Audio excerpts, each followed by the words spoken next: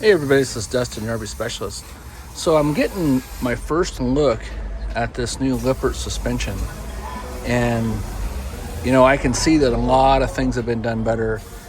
There's the original frame, and then they've added basically a box, and this box is carried all the way across, so kind of like the cross supports. They didn't put a rear one at the back of it, so where this tube right here ends, they have a cross beam here, they have a cross piece in the center, but there's not one in the very tail end of it. Then also what I noticed that's different is, so there's an axle and it's got this welded piece here that's got, looks like bushings and bolts, and it looks like they allow them to move somewhat. Same thing on this side, right?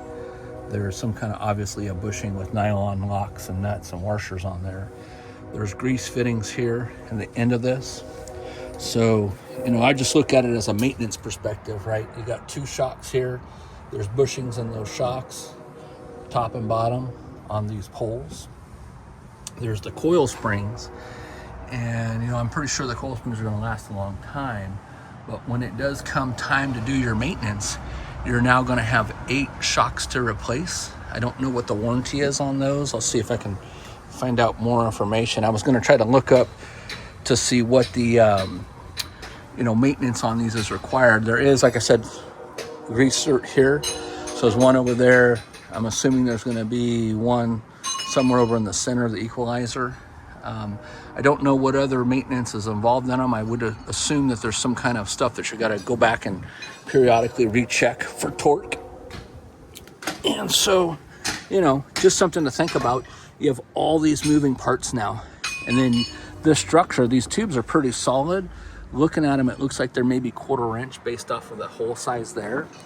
But, I can imagine if you ever hit something, or let's say for some reason the axle itself becomes compromised, now you're going to have a bunch more stuff to take apart than your traditional axles. And so just something to think about, keep in mind on. This is new to the industry, and it looks pretty, and hopefully they've designed it and tested it. Well, I would assume they would have had to, but a lot more work now, which is, I guess, good for me if you own a repair shop. But damn, if somebody comes in 5 years from now and needs all these bushings replaced, I mean, you got 1, 2, 3, 4. Then there's another 4 in the back of this cross section, like a V shape that's connected to the axle. Then you got all the bushings and all the shocks, and then there's more in the center equalizers. Let me go to the back here. This is a brand new 2025 Brinkley too, by the way. So you got more here. And what's cool is they witness marked everything, which is what we do too, to make sure that everything is secure. But you're talking a lot more stuff to have to maintain. Here's a back view, so you can see again. I was talking about there was no crossbar. Let me get my fat finger in there. There's no crossbar right there coming across like there is in the front and in the center. And there's still U-bolts. It looks like it's a single U-bolt application, which I guess that's okay. There's a bump stop put in place right there. And so now you have bump stops that can go bad, times 4 of those guys. So keep that in mind. 4 bump stops, 8 shocks, 1 U-bolt. There's some grease certs underneath here. I'm imagining there's stuff that you want to check on the springs after every so often. And then this, of course, has got the ABS brakes in it, which basically just pulsates when you hit the power on the brakes. Everything looks pretty cool, but I wonder why they didn't put a cross piece from here over to there. Is it because maybe the dump valve and the LP line here? But they do have a bunch of LED lights underneath, which is cool. There's also too, while I'm down here, here's the new Lippert leveling jack legs. Customer said this one didn't have the built-in lights in them, but there's 3 lines coming off here. There's a T up top and then a straight vertical. I don't really like how sharp of a bend that is. And I don't like how that's kind of just sitting there right before the tire. If the tire blows, obviously it's going to wipe that line that's sitting right there.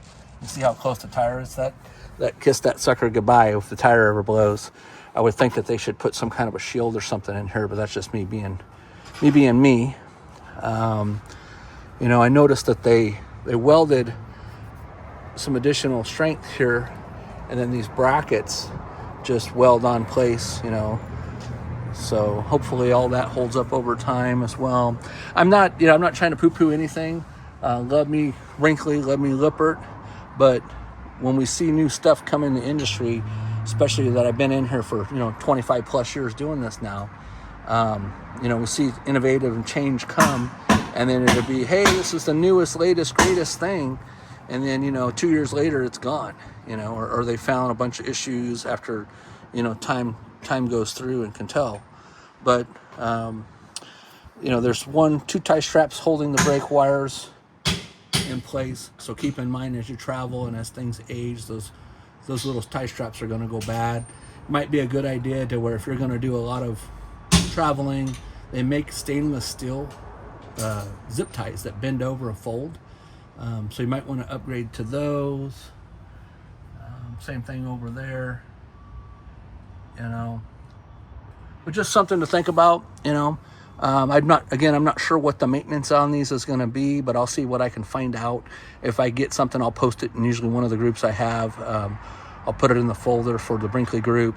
I'll put it in the folder for the Grand Design group, because I'm sure they're going to come out with this stuff too pretty soon on the newer units, and we'll go from there. All right, well, thanks so much for watching. I just wanted to give you a quick show of what these kind of look like, and haven't seen it in action, so I can't tell you. I guess we'll rely on you guys, the consumers that are out there using it, to see if things inside are still shaking and falling apart. Still, my go-to is the Roadmaster Comfort Ride set. If you have stock suspension, or if you guys have all seen my posts and articles and stuff on the CRE 3000s. If you have those, they're one of the most popular pushed item. But for here in California, we don't recommend them because the roads are kind of rough, and time and time again, we see that they get, the center bolt that holds them gets broken, and then the actual casting on it gets broken and flared out. So they have made some changes to those, where they've increased the drop down and the size on them. I'm not going to pat myself on the back and say that's because of us, but I've been bitching about it for several years, so we'll see what happens. But we don't put those on. We don't recommend those. We go through, if you're going to do just an upgrade to the actual equalizer itself and a stock suspension, I would tell you to go with the Dexter EasyFlex kit. So, all right, well, stay tuned for more, and hope this video helps, and I'll try to get some information more on here on what the maintenance is required. Thanks again for watching.